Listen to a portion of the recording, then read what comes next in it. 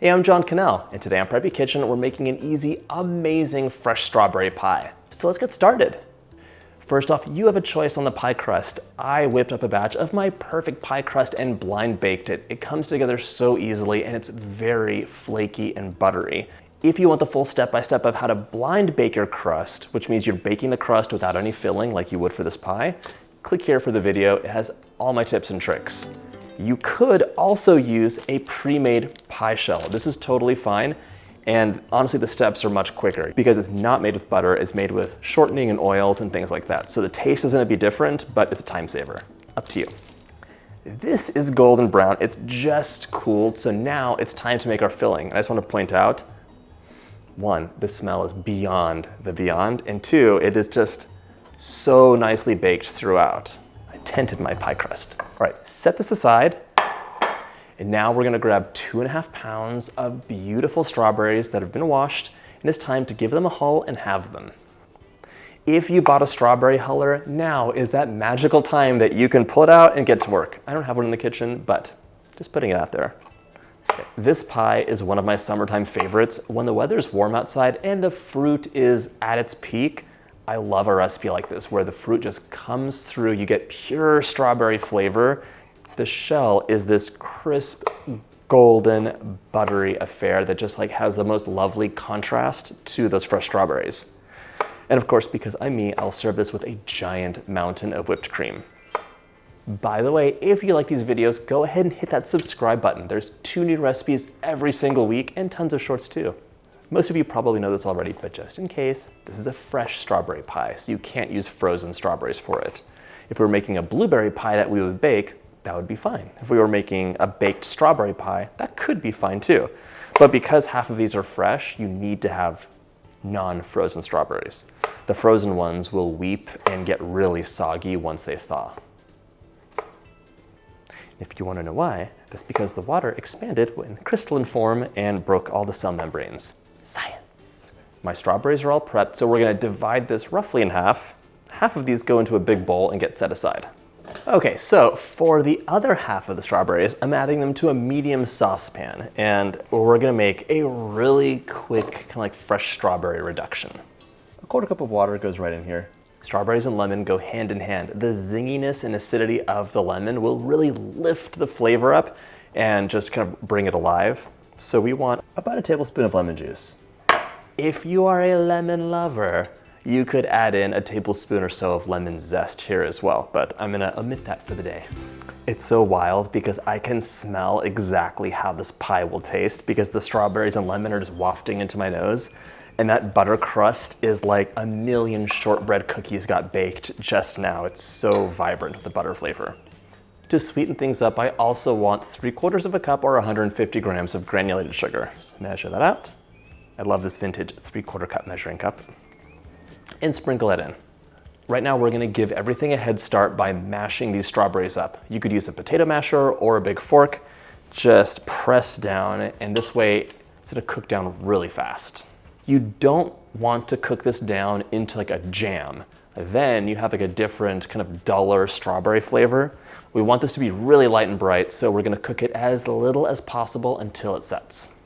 A potato masher actually works much better. My strawberries are all mashed up, but before we put it onto heat, let's have everything prepped out. Grab 1/4 cup of water and 5 tablespoons of cornstarch. The cornstarch will help everything set and absorb the liquid so you don't have a runny, soggy pie mess. It's gonna be nice and just perfectly set. I'm gonna mix this together in a small bowl to create a slurry. That's mixed up and ready, but you will give it a quick mix before we pour it in because it settles.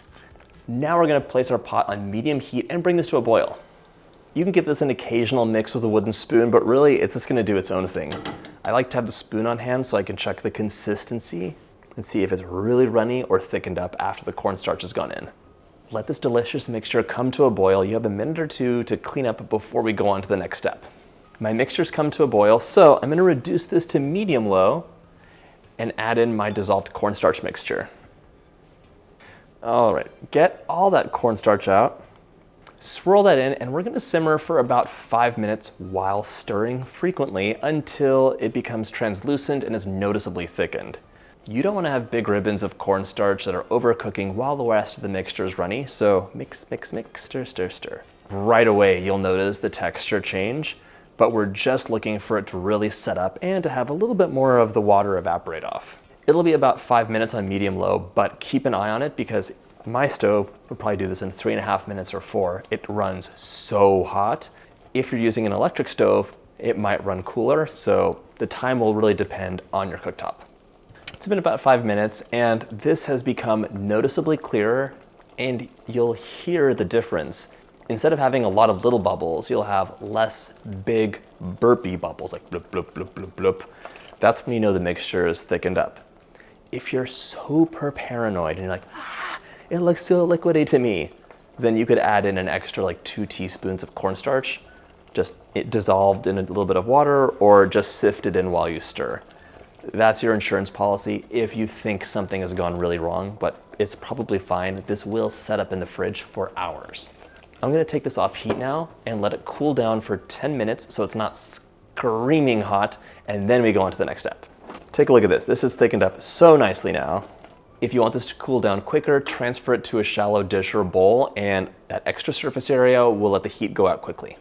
Hey, my new book, Preppy Kitchen Super Easy, is available for pre-order right now. Over 100 delicious recipes that are all quick, easy, streamlined, and there are tons of time-saving hacks throughout. I've got you covered from breakfast all the way through dinner and dessert, and there's links in the description box below so you can grab your copy today. Enjoy! After about 10 minutes or so of cooling, you can see this mixture is so much thicker. This sea of strawberries gets parted very easily.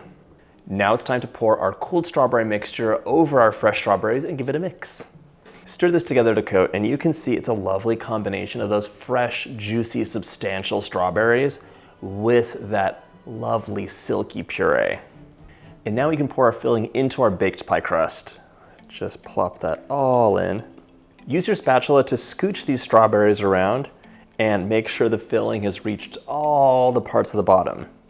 This glorious pie is ready to go into the fridge for at least 3 hours until it's chilled and set, and then I'll show you the perfect garnish. In you go. Once your pie's chilled, give it a cut, garnish with whipped cream, and you're ready to enjoy. That is such a slap of strawberry flavor right across your face, and it pairs really nicely with that crisp butter crust. Whew. I hope you get a chance to make this recipe, and if you like this video, hit that subscribe button and check out my summer pie playlist.